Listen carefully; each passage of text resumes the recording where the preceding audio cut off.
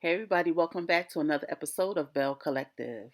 In the opening scene, we have Letitia and Marie meeting up at Body Party. They're getting Ava JJ steamed. Yes, for steaming out them soul ties that come with having intercourse and effing. Okay, but that's neither here nor there. Anyway, they discuss Marie meeting with Cedric at Disney. I guess they took the kids to Disney.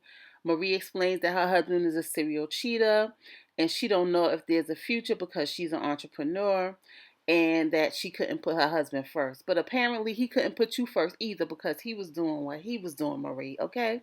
She explains that he was having sex with call girls and randoms all over the place. She said it was hard to put him first well, I'm saying this. Well, it would be hard to put him first when y'all living separate lives. Y'all probably stayed married so long because y'all was living separate lives. Letitia lets Marie know that Glenn is doing everything he can to get his family back. In her confessional, she's saying, fool me once, fool me twice, fool me. Listen, he fooled you for how long y'all was married? 17 years? Just say you fed up. Just say you fed up. Then the next scene is Tamara and Greedy meeting at her parents' house. They meet up so that they could tell her parents that they want to have a baby. Her parents expect them to get married because they want to have a baby. Tamara reminisces about her grandmother, which she misses a lot. She feels bad about not being able to see her grandmother because she had surgery at the time her grandmother got sick, and when she was healing, her grandmother passed away. Because her father said, the grandmother won't be here to see it or whatever. So her father says Father Time changes things, which means that they're getting older.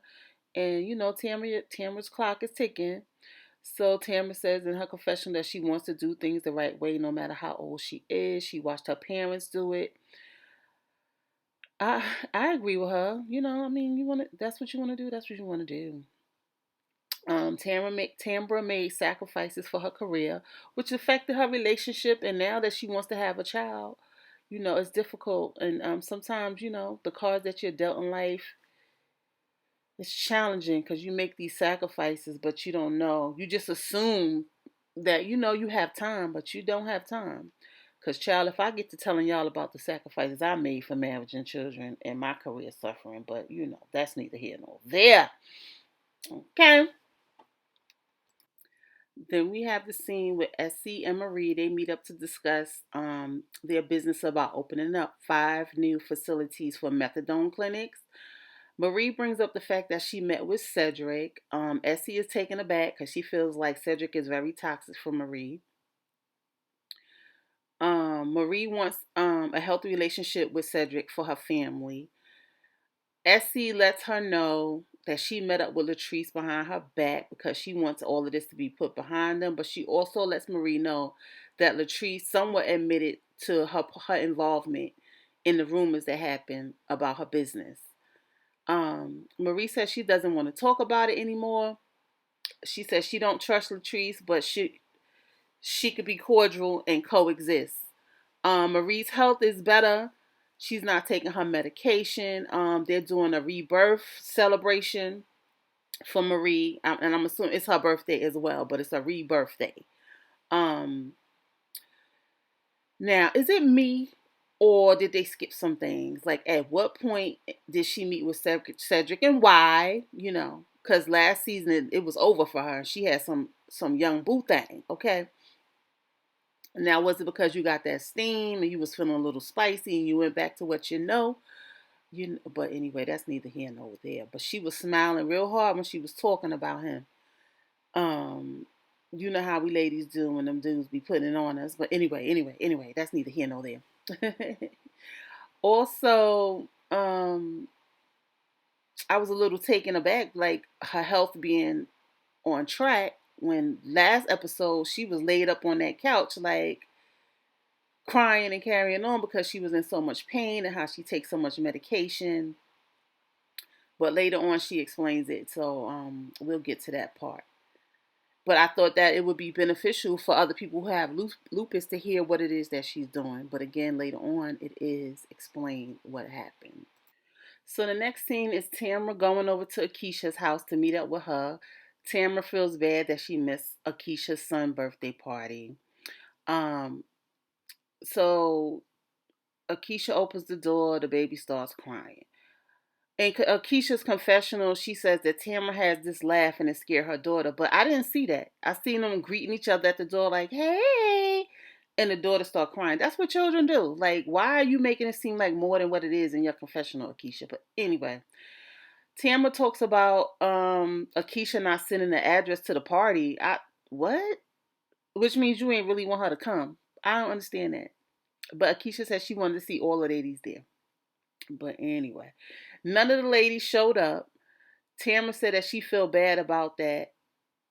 None of the ladies showing up, but she's not going to say anything because she don't know if Akeisha was invited to Marie's party, so she's just going to be quiet. But whatever. Oh God, I can't with these people. But I was saying with all the shit that Akeisha talk about everybody, the little bit that I've heard, I wonder why she's not invited. So anyway, Akeisha goes in and tell Tamara about what Tisha was asking her questions about Desmond and him knowing another female. But was it me? But wasn't Letitia the one giving the tea and Akeisha was asking the questions? I'm gonna have to go back and look at that, but because I don't know about the way Akeisha tells her story. Now, I am not mad at Akeisha for saying something to Tamara because Letitia should have said something to Tamara, which is her quote unquote friend. Tamara said she talked to Tisha and Tisha didn't say anything about it. Akeisha said, but she's asking me.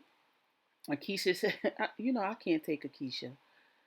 Akeisha said that she went to the brunch and she didn't have a good time and she showed up. The shade. This scene, it was a dud. This could have been an email. Okay. So we have the next scene where they're meeting up at Shaggy's. It's a island themed restaurant. From the pictures that they took, it do look like it's on the island somewhere. Only thing, the water would be blue. Well, I guess in some places, but where I would go, the water would be blue. Um, Tamara walks in. She says that she, you know, remembers what Akeisha said about Letitia talking about Desmond and another female, but she don't feel like it's appropriate to bring it up at, Marie's birthday. Then so Gucci walks in, and in her confessional, she said, "Who celebrates a rebirth with black?" Girl, stop. You looking for some shine. And then she turns around and see a backdrop with Marie's picture. Miss Sophia, aka So Gucci. That is not a backdrop. It's a stand with a damn picture card on it. Oh God. Anyway, Marie walks in with her mom. Her mom is very proud of her that she's opening up these methadone clinics. The mother was like, people really need it, and she's one that really needs the help because she's really strung out on these drugs. Marie talks about forgiving people, and in walks Latrice. Okay, and her and Marie are greeting each other like they are the best of friends. That's some phony shit, but I am with Tamara. Like, did I miss a few conversations? Because the last time they seen each other, it was World War III. So I am with Tamara. Like, when did this happen? Okay. Letitia was surprised too. Latrice says she is over it and hopes that Marie is over it too, and that they can build each other up and support each other. Marie said that they have to stick together, and she have to lead by example. Now, I do agree with that. Like, you're a businesswoman, and as you say, y'all boss women, y'all do need to learn how to handle things differently. And then in walks Cedric. Marie is surprised, but she's full of smiles. Latrice in her confessionals, again, with her confessionals, said that Cedric came switching in. And the last she checked, she was dating a young guy, which she tried to throw in her face. But why would she try to throw a young guy in your face? I don't recall that part of it, but okay. Um, she said Marie confuses her. Okay, so her and Cedric met up. This is going back to why she met with Cedric. Her and Cedric met up. He met this guy that does PEMF therapy. that helps with the pain for the lupus. It's electro waves that go through the body, which I guess alleviates the pain that comes with lupus. She gives Marie gives credit to Cedric for saving her life. Um, that's a bit much, but okay, if you want to do that, okay. Um, I won't say saving a life, but he did give you helpful information. But I mean, you do it's your life. You do it the way you want to do it. Okay, but that's neither here nor there. And here goes So Gucci in her confessionals with saying that she credits Cedric with giving her a magic pill. He must be Jesus. And I said, girl, go sit down somewhere. Anyway, Cedric sings happy birthday to Marie. Marie is gushing. She's smiling and carrying on. But for me, it was like chalk on the chalk. I'm chalk on a chalkboard. You know that screeching sound? That's what it was for me. Then there was Latrice. She's gonna ask them, are they gonna renew their vows? Marie said it's great just to rebuild and communicate and rebuild her friendships. Essie still thinks that Cedric is toxic.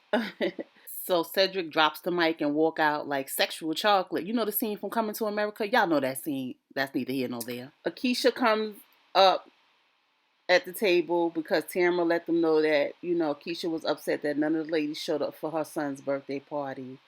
Latrice said that her hamster died. Not Latrice, I'm sorry. Letitia said that her hamster died. She said that sarcastically. I don't think none of them intended to go because what was found out was that Akeisha was talking to Tamara about the ladies. She called the ladies ugly, which was not a good look. Okay.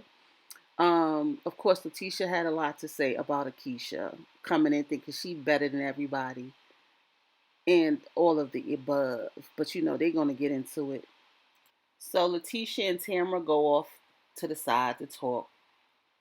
Letitia decides to sit Tamara down to tell her about her friend coming to her office, telling her about Damon, aka Greedy, and how they have an emotional connection. And Tamara, is like, well, they were friends, they would all talk together. So she's a little surprised that, the decorator, I can't think of her name, so I'm gonna just say the decorator. The decorator is seeing that they had an emotional connection. In her confessional, she said she remembered a time when they fell out and she sent him a long text. She said she read the text, and not only did she read the text, she scrolled up to make sure there was no inappropriate conversations going on. So she don't understand why the decorator is saying these things. So when she's talking to Letitia, her whole tone changed. Do y'all notice that? Her radio voice is gone. She starts talking about there is no way, but I can't imitate her voice, but her whole tone changed. Let me know if y'all noticed that. Um, and Letitia says she's worried, or it seems fishy because now that she knows that she wants to have this baby with Desmond. She want to make sure that it's what Tamara wants to do. And Tamara was like, this is what she want to do. She wants to get married, have a baby, and have a family. And Letitia in her confessional is saying, she don't know. She believes what Tamara is wanting. But listen, you've been in love. You've been a fool for somebody. Let Tamara do what Tamara do. And plus, they just got back together. So, I mean, I don't understand how you could say what it is you're saying. Um, you know, this is a case of everybody criticizing what's going on with somebody else, but not looking at what's going on with them. But, that's how life goes. That's how life goes. Then we have this last scene where Tamara and Greedy meets up at her grandmother's house before her house is sold. She said she didn't go there often, I guess, because the grandmother died. I guess she wanted to get her last memories in. They get in there, they talk about having babies. She tells Desmond that, they have to change some things until he get himself together. Although her father wants them to get married, they have to slow down on some things until he get himself together, because she wants to be married first before she have the baby. Anyway, we get to the most important scene where she asks Desmond about the decorator. And you can see it all over his face. He mad that the cat got out the damn box, okay? Listen, they haven't been together for a long time, right? So, I mean, I hope she expect that he was dating other people. But now that they're back together, you would hope that he closed the loose ends. But apparently, he has not closed the loose ends. Like, if you look at that picture right there, it's written all over his face, okay? And then when they sitting in the confessionals, he mad because the people are laughing. Like, what is really going on, Desmond, aka Greedy? Tamara, girl, use your women intuition. That's all I'm gonna say. But thanks guys for watching my video. Like, comment, and subscribe. Come down in the comment section. Let's have a conversation about this episode. Peace.